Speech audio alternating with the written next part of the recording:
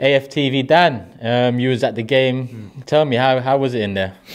Man, it was great. I can't lie, the atmosphere home and away this season, the fans have got to big themselves up. I think they've been exceptional, Turkish. And I don't know if it's COVID that's played that. I don't know if it's that people are now enjoying going back into the grounds. I like to think it's the way we're playing at the moment as well. I think home and away it's been great. I think Watford, Wolves, Brentford and now today we're starting to see now patterns of play, a style of play. This new 4-3-3 system is really bringing the best out of Thomas Partey and Martin Ødegaard for me in particular. Yeah. And I think we've gone from our left-hand side being extremely strong to our right-hand side being phenomenally strong now. I think Bukayo Saka and Ødegaard's link-up play is outstanding.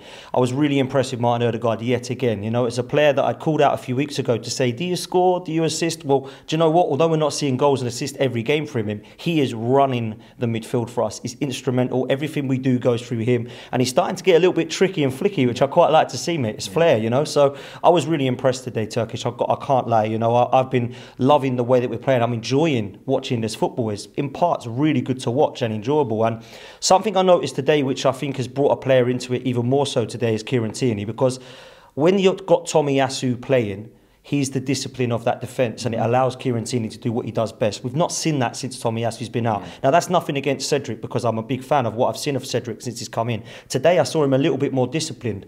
Sometimes we see Cedric bombing forward. Now, a lot of the time, with Ødegaard and Saka, you don't need Cedric as well bombing forward. And I think today, with a little bit more of discipline from him, it brought Kieran Tierney into the mix, because I thought him and Martinelli were great down that left-hand side. I was really impressed, mate. Yeah, I mean, you started off by giving credit to Thomas Partey and Ødegaard, and they're two outstanding candidates for man of the match today. Who was your man of the match? I gave it to Martin Ødegaard. I thought Thomas Partey, apart from a few loose passes towards the end, was absolutely brilliant as well. And I think this system works so much for him. I went into this kind of, I think Thomas Partey's a box-to-box midfielder. I actually looking now thinking maybe he is an anchor, you know, because everything that's good is coming from him in that position. I think Granit Xhaka does us a little bit of credit as well. He's not one of my favourite players, and I think we'll look for an upgrade in the summer. But him as that left 8 at the moment, he's doing a job there, and it is allowing the likes of Partey and Ødegaard to be great. I think sometimes he gets overlooked because he's not been as outstanding as the other two, but I think I've got to give him a little, can't believe I'm giving Granit Xhaka credit, but fair play. I think they all deserve credit today, Turkish. I thought they were great, and of the last few games, where we saw from Wolves, Brentford and at times Watford was it wasn't allowing the wings to be used as much, and I thought Leicester might have learnt a little bit from that, but today I thought that we were exceptional down right and left, and I thought that Martinelli sometimes, although the goals didn't come for him today, he just works tirelessly, man. I love to see it. And, you know, I was crying for Arteta to make subs because obviously Wednesday night's coming round fast and I didn't want Saka or him to get injured.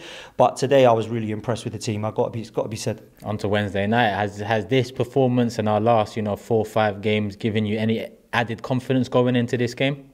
Certainly now this system's changed. I think this 4-3-3 is working great. And although we know Wednesday night is going to be difficult, I don't think this is going to be the same Arsenal side that we saw in the League Cup a few weeks ago against Liverpool. So although there's doubts over Mo Salah, I'm a massive fan of that Diaz. I think Diaz looks class.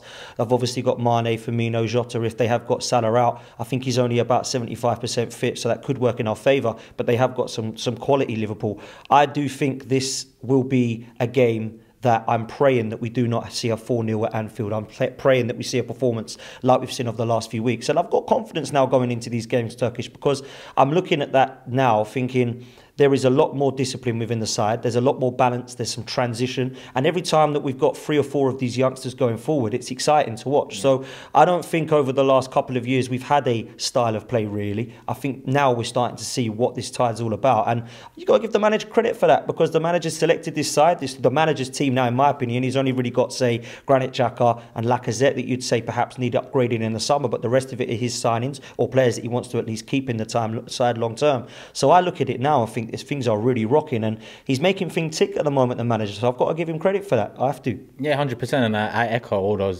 sentiments of yours. You know, me and you are pretty similar in the way we've seen Arsenal over the years. But I think you're right, and we are right in being fair and praising Mikel, praising the side, and praising this good form. Is it fair to say out of these next 2 games, Liverpool at home and Aston Villa away, 3 out of 6 is the bare minimum? Yeah, I think so, mate. And I think what's interesting is that we've got these 3 games coming up quickly. We haven't had that for a while this season. We've had no European football. When we have had FA Cups and League Cups, we had those COVID games that were cancelled around us. So it'll be interesting to see what Mikel does in terms of squad rotation, because he can't play that same 11, I don't feel anyway, for all of those games. He's going to have to try and mix it up a little bit. It's great now we've got Smith Rowe and Pepe on the bench to use as a little bit of rotation. So it'll be interesting to see that. Tomiyasu, is he going to be fit? Hopefully in the next couple of games as well.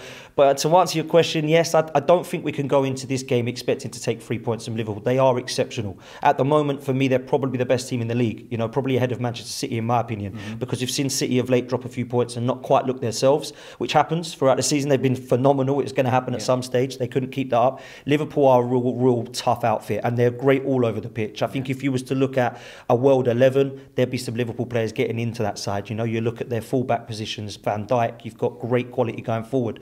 So it's going to be very, very difficult. Aston Villa, I'm liking them at the moment. I think Coutinho has been fantastic signing for them. A lot of people doubted whether Arsenal should go in for him or not. I think he's definitely proven he's been quality for them. And that's going to be a tough game at their place. We never do well there either. You know, our last few games we struggled. So this is going to be a huge test. But we've started it off in the best way against Leicester today, mate. We really have. Yeah, 3 points and a clean sheet. Thank you, Dan.